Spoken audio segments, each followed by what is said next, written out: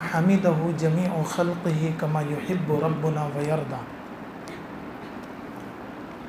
والصلاة والسلام على من أرسله رحمة للعالمين كلما ذكره الذاكرون وكلما غفل عن ذكره الغافلون كما ينبغي له ويحرى وعلى آله وأصحابه البررة التقى والنقى أما بعد فأعوذ بالله من الشيطان الرجيم بسم الله الرحمن الرحيم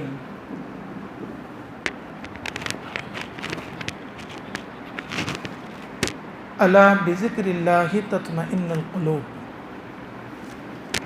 وقال النبي صلى الله عليه وسلم ذکر اللہ شفاء القلوب وقال النبی الاکرم صلی اللہ علیہ وسلم ان لکل شیء سقالۃ وسقالۃ القلوب ذکر اللہ وما شیء انجى من ذکر اللہ من عذاب اللہ او کما قال صلی اللہ علیہ وسلم۔ پیکر قدسی صلی اللہ علیہ وسلم جو ساری کائنات کی جان ہیں اور جن کے روضے پر ساتوں آسمان فدا ہیں، آقا کی شان اقدس میں درود شریف پڑھ لیجیے۔ اللہم صلی وسلم علی اللہم صلی علی سیدنا و مولانا محمد عدد ما فی علم اللہ صلاۃ دائمۃ بدوام ملک اللہ۔ حاضرین مجلس،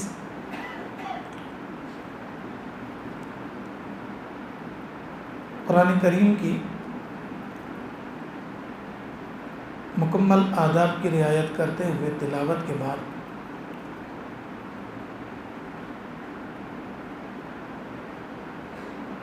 اللہ کی محبت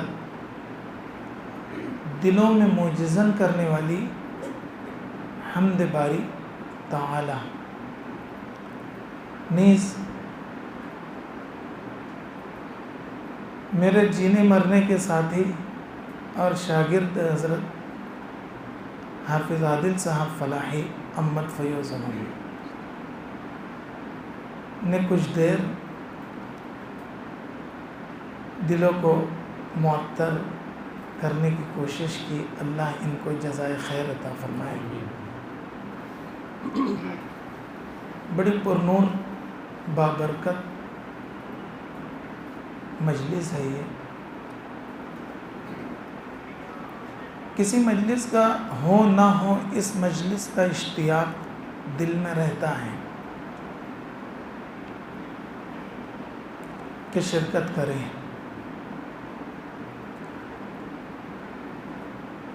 حضرت ڈاکٹر عبدالباسط صاحب صدیقی احمد فیوز ہم کو اللہ تعالیٰ جزائے خیر عطا فرمائے۔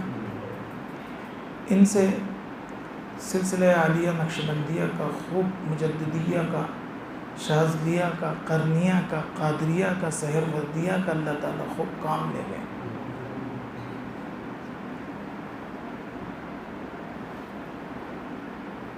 اس باب میں کیفیات احسانیہ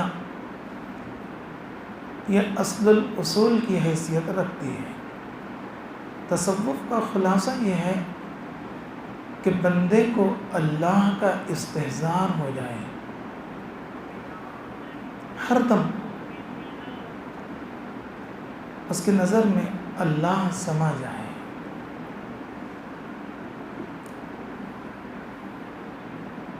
حضرت مولانا عبدالغنی پھولپوری رحمۃ اللہ علیہ اپنے ملفوظات میں ارشاد فرماتے ہیں کہ جب کسی بندے کو اللہ تعالیٰ کامل ایمان اور کامل تقوی عطا فرماتے ہیں تو اس کامل ایمان و تقوی کا نور اس کے قلب میں لبالب بھر کر آنکھوں سے جھلکنے ٹپکنے لگتا ہے۔ اسی کو سیما کہتے ہیں، سیما۔ اللہ عز و جل اپنے کلام مقدس میں ارشاد فرماتے ہیں، سیماہم فی وجوہہم من اثر السجود۔ حافظ ابن حجر اسقلانی رحمۃ اللہ علیہ سیما کی تعریف فرماتے ہیں، ہوا نور یظہر من العابدین یبدأ من باطنہم الی ظاہرہم، کہ اللہ کے عاشقوں کو اللہ ایک نور عطا فرماتے ہیں جب وہ عاشقین کے قلوب اللہ کی محبت و معرفت سے لبریز ہو جاتے گئے، تقوی کا جینا انہیں نصیب ہوتا ہے، تو لبالب قلب میں بھرا ہوا نور باطن سے ظاہر یعنی آنکھوں سے جھلکنے اور ٹپکنے لگتا ہے۔ اسی کو سیما کہتے ہیں جو اللہ تعالیٰ اپنے عاشقوں کو عطا فرماتے ہیں۔ کاش کہ اللہ تعالیٰ اس کا ایک ذرہ ہمیں بھی نصیب فرمائے۔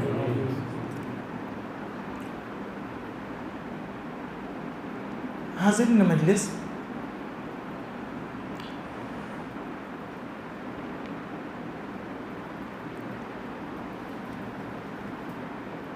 تصوف اور تزکیہ اور تصفیہ یہ ہے کیا؟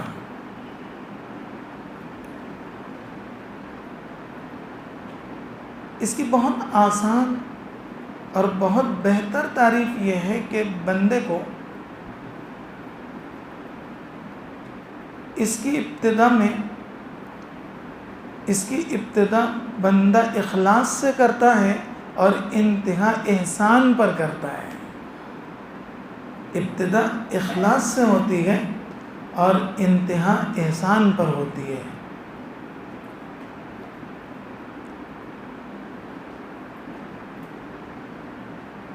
انسان کے اخلاق کا سنور جانا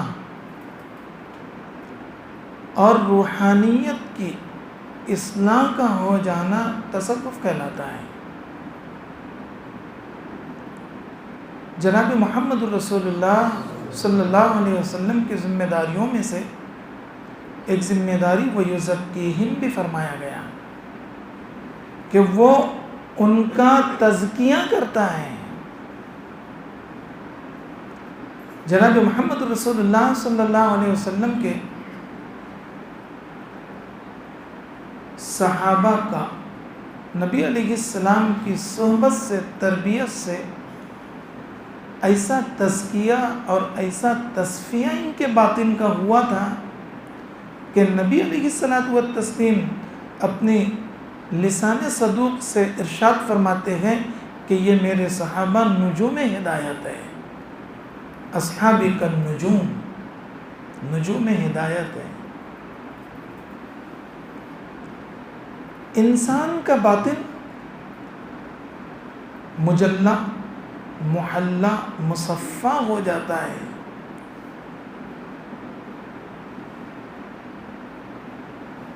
اللہ کرے کہ اللہ بھی ہمارے دلوں کو پاک صاف فرما دے، ہمارے باطن کا بھی اللہ تعالیٰ تزکیہ فرما دے۔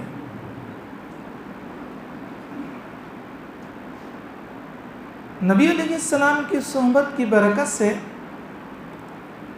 صحابہ کرام رضی اللہ عنہم اجمعین اتنے عالی صفات کے حامل ہوئے کہ عبداللہ بن مسعود رضی اللہ عنہ فرماتے گئے، من کان مستنن فلیستن بمن قد مات فإن الحی لا تؤمن علیہ الفتنہ اولئک اصحاب محمد صلی اللہ علیہ وسلم ابرها قلوبا واعمقها علما واقلها تکلفا اختارهم اللہ تعالی لصحبت نبیہ وإقامة دينه فاعرفوا لهم فضلهم واتبعوهم من إثرهم وتمسكوا بما استطعتم من سيرهم وأخلاقهم فإنهم كانوا على الهدى المستقيم. عبداللہ بن مسعود رضی اللہ عنہ فرماتے ہیں جو پیروی کرنا چاہے تو اسے چاہیے کہ وہ مرحومین کی پیروی کرے. من کان مستنن فلیستن بمن قد مات فإن الحی لا تؤمن علیہ الفتنہ. زندے فتنوں سے محفوظ نہیں ہے. عبداللہ بن مسعود رضی اللہ عنہ فرماتے ہیں کہ زندہ فتنوں سے محفوظ نہیں ہے. اور وہ کون ہیں مرحومین؟ وضاحت فرماتے ہیں اولئک اصحاب محمد صلی اللہ علیہ وسلم. وہ آقا کے جانثاران ہیں، آقا کے فداکاران ہیں.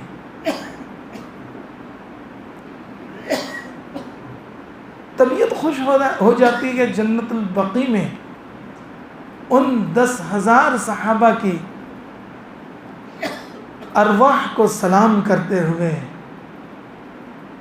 اور ان پر تلاوت قرآنی کر کے دل باغ باغ ہو جاتا ہے اور ان کی قربانیوں کا کچھ نقشہ سامنے آتا ہے کہ کیسے عاشقین تھے محمد رسول اللہ صلی اللہ علیہ وسلم کے، کیسے اونچے افراد اللہ نے محمد رسول اللہ صلی اللہ علیہ وسلم کو عطا فرمایا تھا. فرماتے عبداللہ بن مسعود رضی اللہ عنہ ابرہا قلوباً، ان کے دل نیک تھے، نیک دل والے تھے صحابہ. وَأَعْمَقَهَا عِلْمًا، اور علم میں گہرے تھے، عمیق علم اللہ نے عطا فرمایا تھا. وَأَقَلَّهَا تَكَلُّفًا، اور ان کی زندگی تکلف سے پاک صاف تھی. اللہ ہمارے قلوب کو بھی ابر بنا دے، علم میں اللہ ہمیں اعمق بنا دے اور تکلف سے ہمیں اللہ تعالیٰ دور فرما دے. اختارہم اللہ تعالی لصحبت نبیہ ولاقامت دینہ، اللہ نے انہیں چن لیا، منتخب فرما لیا محمد الرسول اللہ کی صحبت کے لیے اور محمد الرسول اللہ صلی اللہ علیہ وسلم کے لائے ہوئے دین کی حفاظت کے لیے. فرماتے عبداللہ بن مسعود رضی اللہ عنہ رئیس المفسرین ہیں، فَاعْرِفُوا لَهُمْ فَضْلَهُمْ، تم ان کی فضیلت کو پہچانو. فرماتے ہیں فَاعْرِفُوا لَهُمْ، تم ان کی فضیلت کو پہچانو. وَاتَّبِعُوهُمْ مِنْ إِثْرِهِمْ، اور ان کے نقش قدم پر چلو. وَتَمَسَّكُوا بِمَا اسْتَطَعْتُمْ، اور اپنی طاقت کے مطابق ان کے اخلاق کو اور ان کی سیرت کو مضبوط تھام لو، اپنی طاقت کے مطابق تھام لو.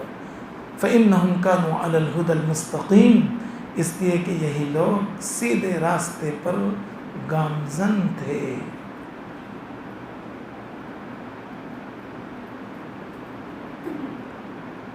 عبداللہ بن مسعود رضی اللہ عنہ نے صحابہ کرام رضی اللہ عنہ مجمعین کی جو صفات عالیہ پیش فرمایا، اس سے پتہ چل رہا ہے کہ آقا صلی اللہ علیہ وسلم کی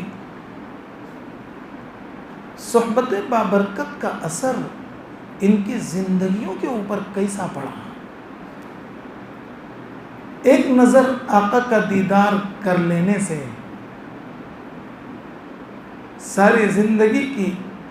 ساری زندگی احسانی کیفیات سے ان کے قلوب لبریز ہو جایا کرتے تھے. اللہ نے میرے آقا صلی اللہ علیہ وسلم کو کیا کیفیات احسانیہ عطا فرمایا تھا. مجھے ایک دعا پر وجد آتا ہے، میرے آقا صلی اللہ علیہ وسلم نے ایک دعا ارشاد فرمائی ہے، اللہم انک تسمع کلامی، اے اللہ تو میرے کلام کو سنتا ہے، وترى مکانی، اور میرے مکان کو، میری جگہ کو دیکھتا ہے، وتعلم سری وعلانیتی، اور میری پوشیدہ امور اور ظاہری امور کو آپ دیکھتے ہیں، جانتے ہیں۔ لا یخفی علیک شیء من امری، میرا کوئی بھی معاملہ آپ سے مخفی نہیں، پوشیدہ نہیں، سب آپ کے سامنے آیا ہے۔ اور پھر ارشاد فرماتے ہیں، کیا عجیب دعا ارشاد فرمائی، اور اپنے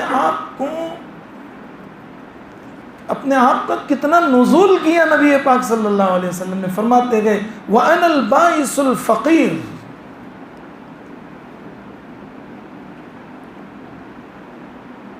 جس کو بھی جو کچھ ملا اور ملے گا تواضع اور عاجزی اور انکساری سے ہی ملے گا۔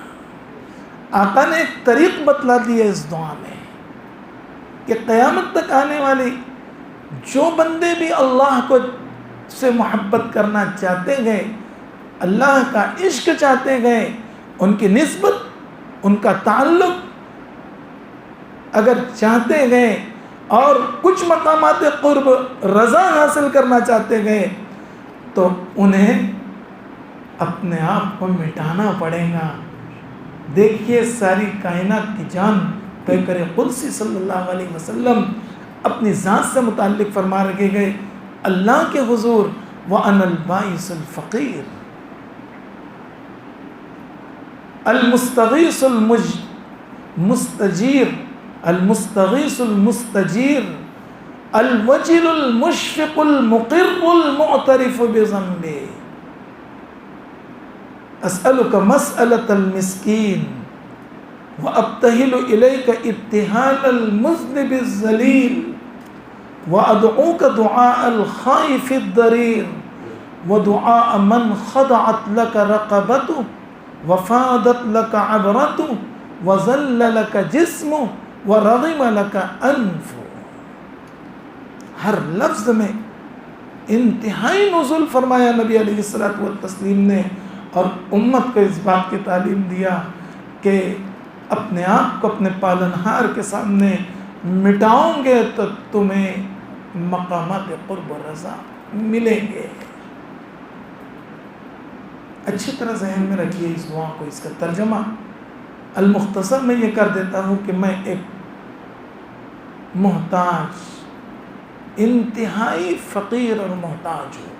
انا البائس الفقیر المستغیث المستجیر، فریاد رسا، پناہ طلب کرنے والا ہوں۔ الوجل المشفق، آپ سے انتہائی ڈرنے والا ہوں۔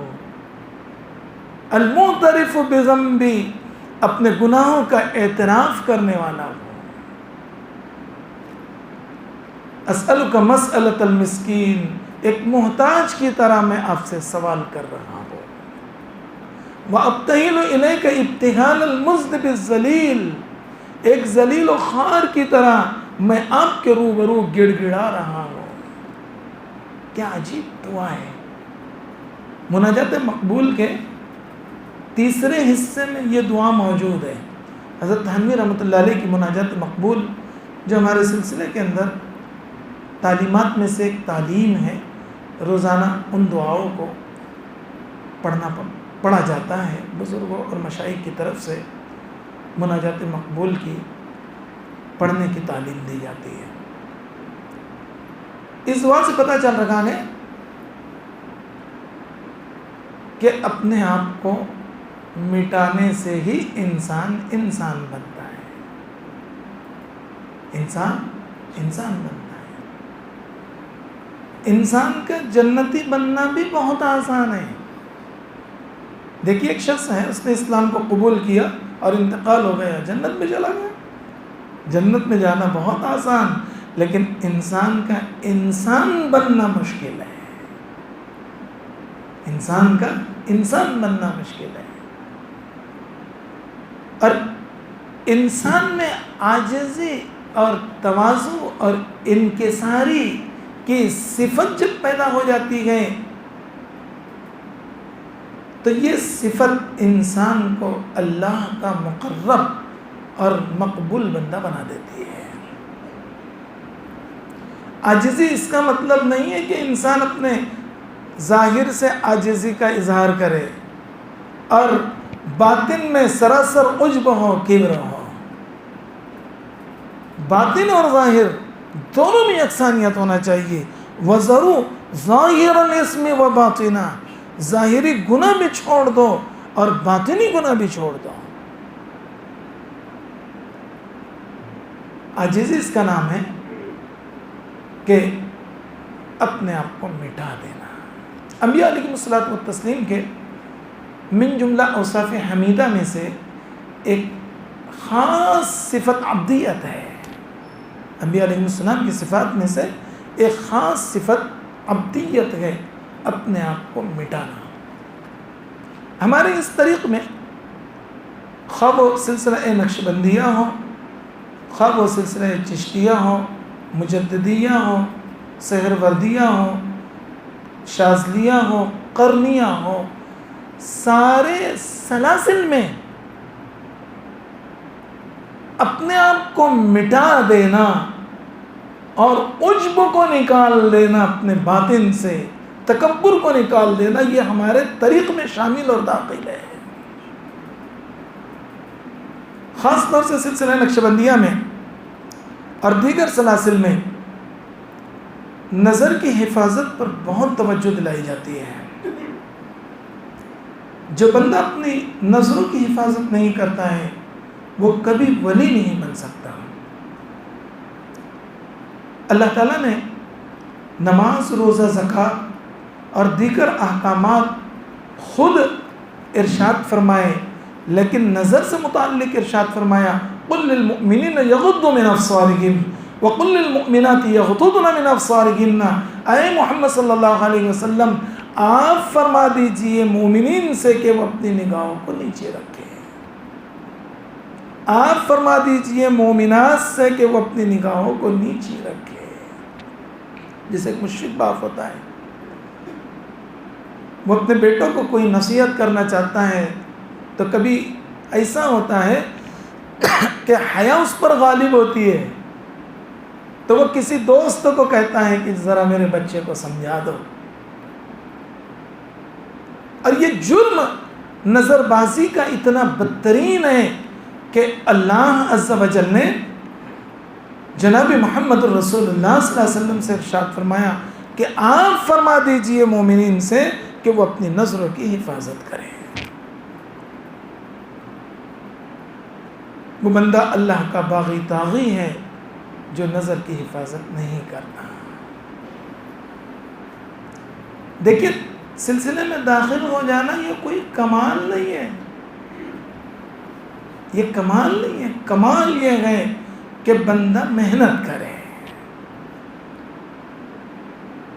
ماہانہ اس مجلس کے اندر جن چیزوں کی تعلیمات دی جا رہی ہے ان تعلیمات کو ہم اخذ کریں اور پورا مہینہ ان کی کوشش کریں. پورا مہینہ کوشش کریں کہ اس مہینے کن چیزوں سے متعلق کہا گیا اور ہم نے کتنا عمل کیا.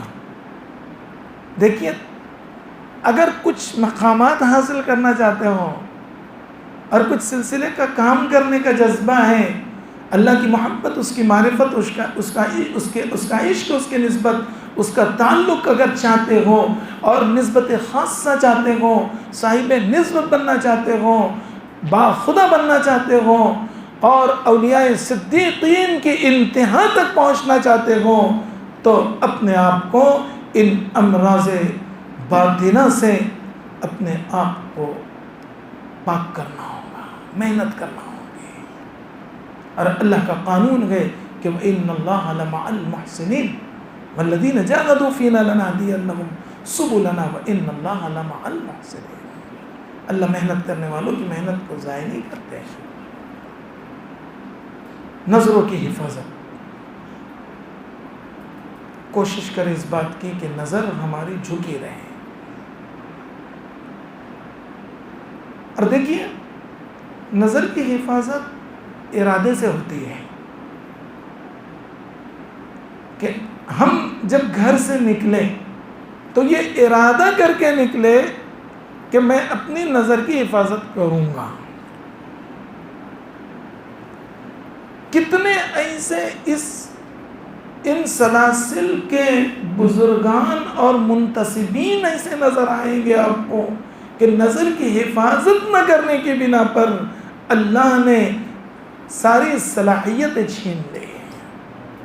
نظر کی حفاظت کی وجہ سے اللہ تعالیٰ نے اس عاجز کو اپنے خزانہ غیب سے اللہ تعالیٰ نے اس فقیر کو اپنے دربار میں بلایا تھا رمضان المبارک میں. تو میں نے سوچا حضرت سے کچھ نصیحتیں لے لوں اور کچھ توجہات لے لوں. اور توجہات بہت کام آتی ہے، بہت کام آتی ہے.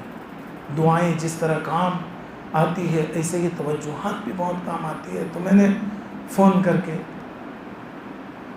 حضرت کے گھر پہنچا. کچھ دیر سلسلہ نقشبندیہ کے عظیم بزرگ حضرت صوفی الحاج یعقوب صاحب نقشبندی نور اللہ مرقدہ سے فیض یافتہ، ان کی باطنی کیفیات کے امین اور حامل حضرت الحاج ڈاکٹر عبدالباسط صاحب سے میں نے عاجزانہ درخواست کی کہ یہ فقیر کچھ توجہات اور دعائیں لینے آیا ہے اور کچھ نصیحت چاہتا ہے. حضرت نے کچھ دیر توجہ ڈالی. باطنی کیفیات میں کافی فرق ہوا اور ایک نصیحت فرمائی خاص طور سے کہ مراقبے کا اہتمام کرنا. اذان سے 15 منٹ 20 منٹ پہلے حرم میں پہنچ کر 15-20 منٹ مراقبے کی عادت ڈالنا.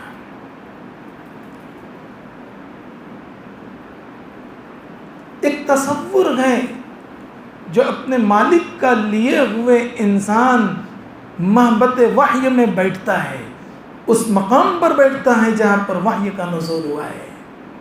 جبرائیل امین سینکڑوں مرتبہ جس در پر آئے ہو اس در پر مراقبے میں کیا کیفیات ملتی ہوں گی. اور ادھر سے حضرت ڈاکٹر عبدالباسط صاحب کی توجہات، میرے استاد محترم حضرت مولانا مرشد صاحب اور حضرت مولانا قمر الزمان صاحب کی توجہات، تو مجھے بے حد نفع ہوا، بے حد نفع ہوا.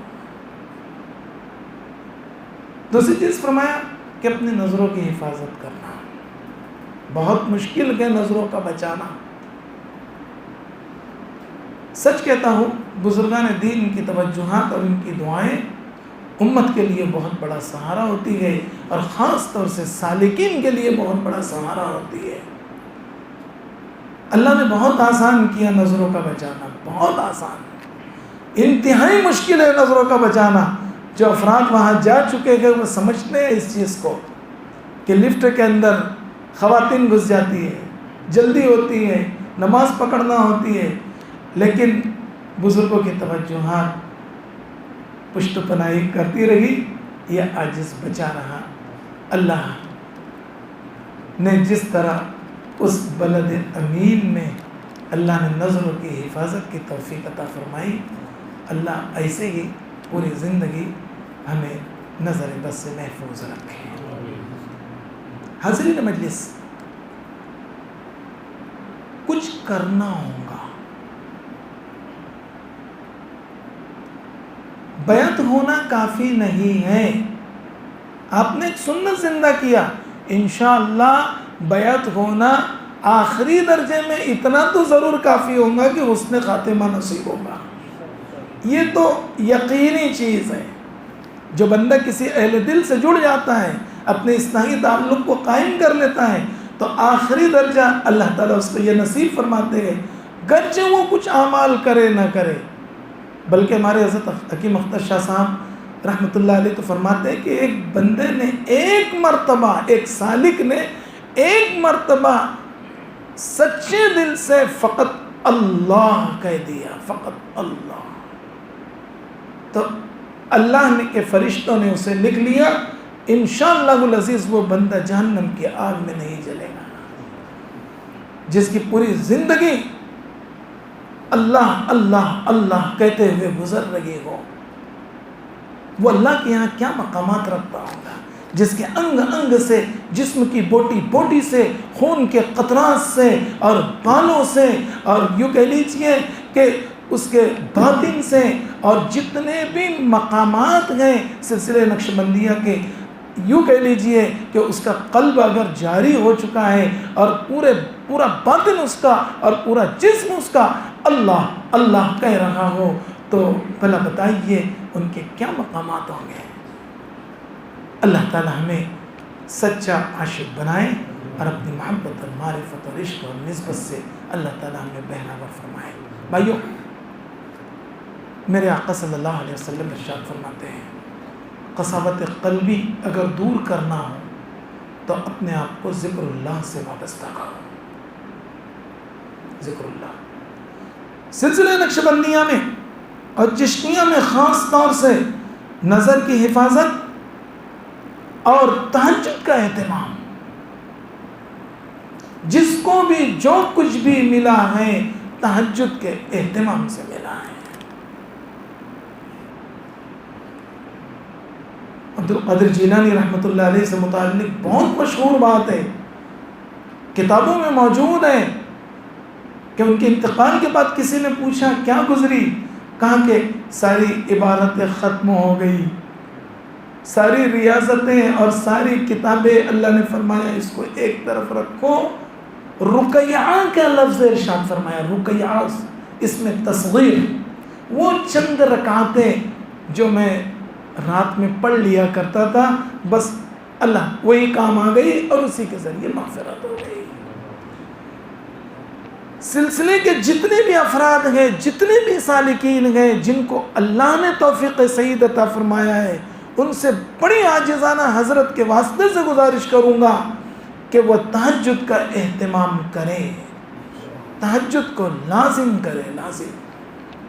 اور بہت آسان ہے اٹھنا، اگر قل لو كان البحر مدادا لكلمات ربي لنفد البحر قبل ان تنفد كلمات ربي ولو جئنا بمثله مددا قل انما انا بشر مثلكم يوحى الي انما الهكم اله واحد فمن كان يرجو لقاء ربه فليعمل عملا صالحا ولا يشرك بعبادة ربه احدا۔ یہ پڑھ کر سو جائے اور ارادہ کر لے کہ مجھے 4 بجے اٹھنا ہے، یہ آٹومیٹک الارم ہے، یہ 4 بجے آپ اٹھ جائیں گے۔ اب 3:45 بجے اگر اٹھنا چاہے ایک مرتبہ پڑھ لو، ارادہ کر کے سو جاؤ، 3:45 بجے اٹھ جائیں گے۔ ہمارے بزرگان دین میں خاص طور سے صوفی الحاج یعقوب صاحب نور اللہ مرقدہ کے میں نے رات کے کچھ حالات بھی دریافت کیے تھے ان کی موجودگی میں، تو بحمدللہ 2 بجے سے اٹھنے کا معمول تھا۔ ایک 100 سالہ بزرگ جس کے جسم کے اندر خون نہیں، رات کو 2 بجے اٹھتا ہے اور فجر تک بلکہ اشراق تک اللہ کی یاد میں مگن رہتا ہے۔ اللہ نے ہمیں جوانی دیا، ہم 4 بجے اٹھ کر 2 چند رکعتیں نہیں پڑھ سکتے؟ ہم اتنے عاجز بن چکے ہیں، ہم اتنے عاجز بن چکے ہیں۔ جس کو بھی جو کچھ بھی ملا اور ملے گا تا قیامت تہجد کی ہی برکت سے ملے گا، یہ ہمارے اکابرین کا کہنا ہے۔ اس سلسلہ عالیہ میں وقوف قلبی ہوتا ہے، خاص طور سے سالکین اس پر توجہ فرمائے۔ وقوف قلبی کا مطلب یہ ہوتا ہے کہ ما سوی اللہ سے انسان ما سوی اللہ میں مشغول ہو جاتا ہے، اللہ کے علاوہ میں مشغول ہو جاتا ہے، تو فوری طور پر ما سوی اللہ سے کٹ کر اللہ اللہ اللہ کہنا، یہ وقوف قلبی کہلاتا ہے۔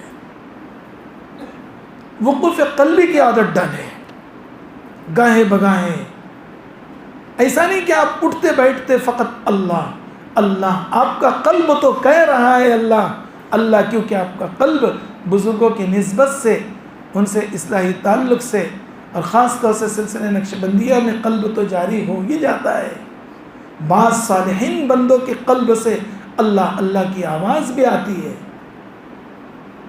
لیکن وقوف قلبی ایک الگ چیز ہے، مراقبہ الگ چیز ہے۔ مراقبہ یہ ہوتا ہے، جیسے حضرت نے فرمایا تو مجھے جانے سے پہلے کہ یہ کہنا کہ میں نے اپنے آپ کو اپنے قلب کی طرف متوجہ کر لیا ہوں اور اپنے قلب کو اے اللہ آپ کی پاک ذات کے ساتھ وابستہ کر لیا ہو۔ اے اللہ اپنی معرفت کے نور سے میرے قلب کو مستفید و مستنیر فرما۔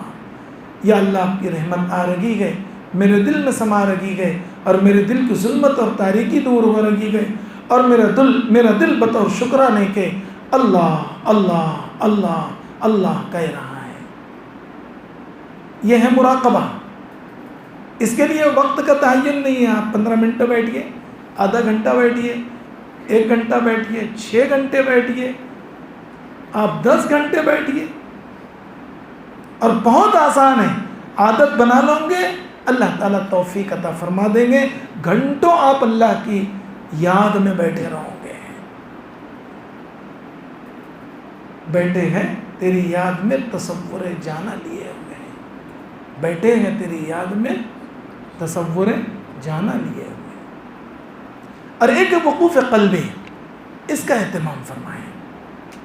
وقفے وقفے سے اللہ اللہ اللہ کہتے رہے، وقفے وقفے سے، جیسے آپ نے دیکھا ہوگا حضرت کو اور دیگر اکابرین کو کہ وہ اللہ اللہ کہتے ہیں۔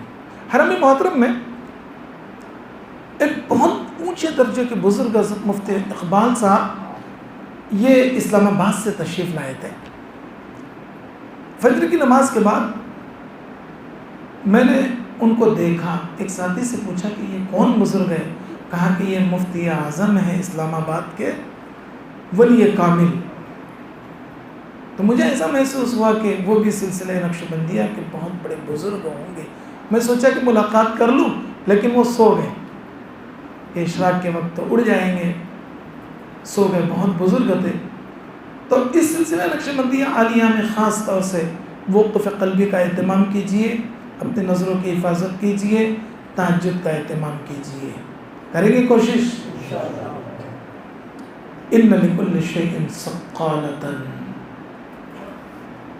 ہر چیز کے مانجنے کا ایک آلہ ہوتا ہے، وسقالۃ القلوب ذکر اللہ، اور دلوں کے مانجنے کا آلہ اللہ کی یاد ہے۔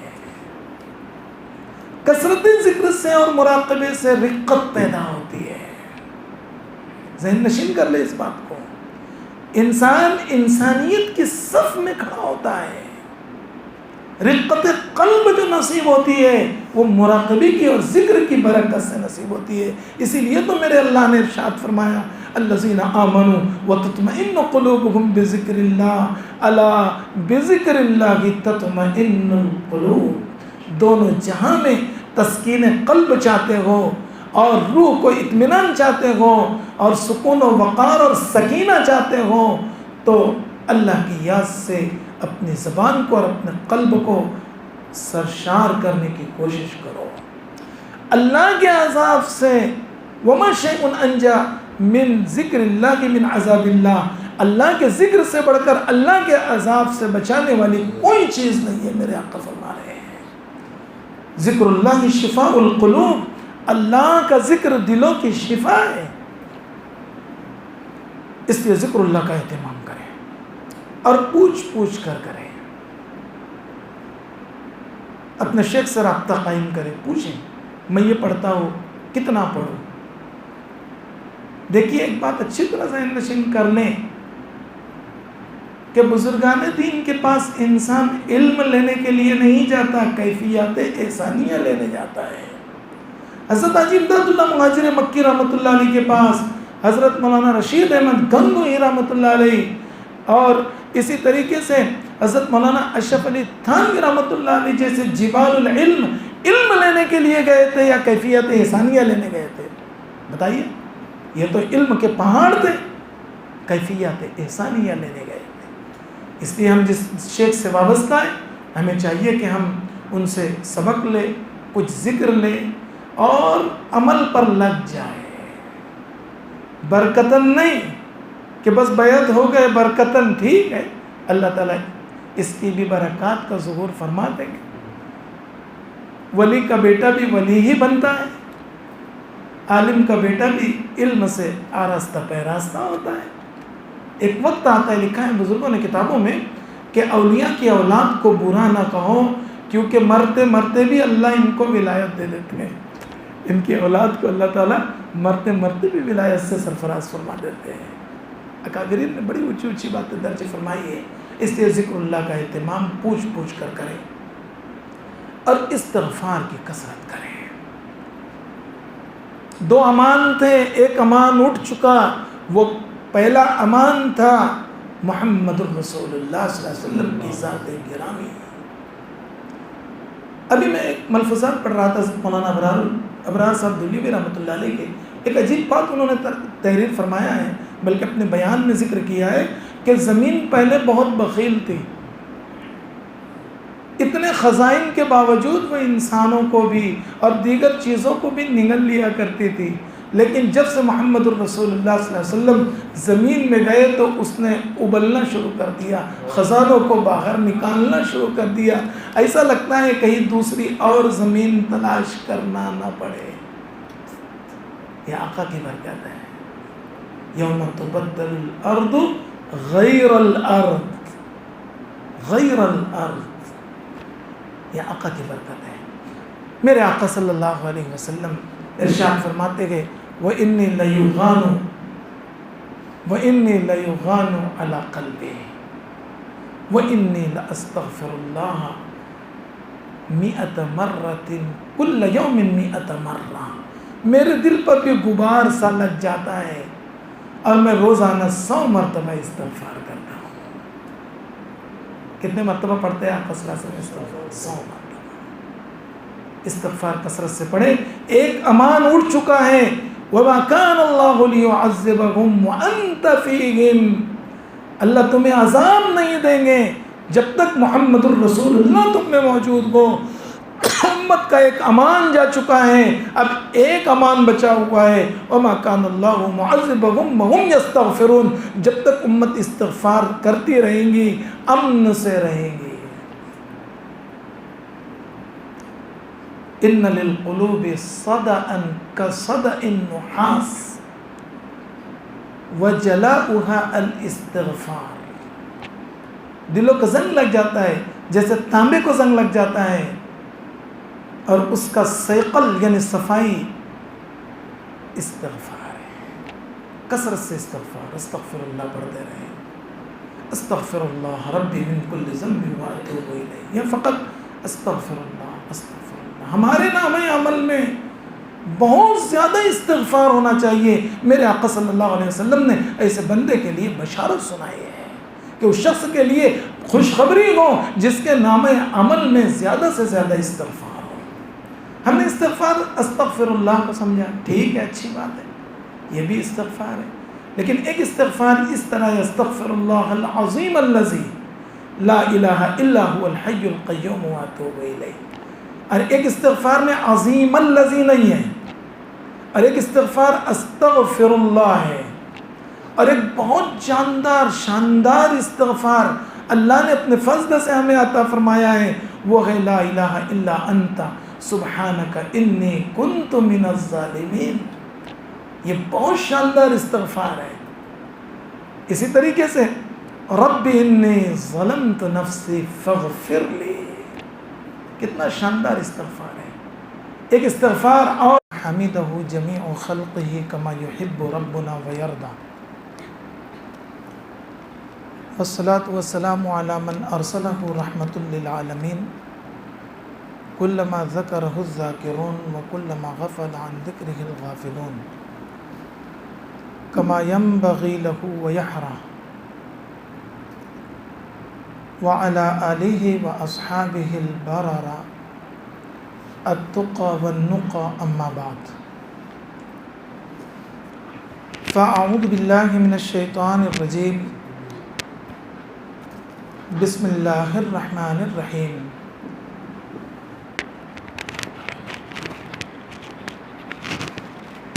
الا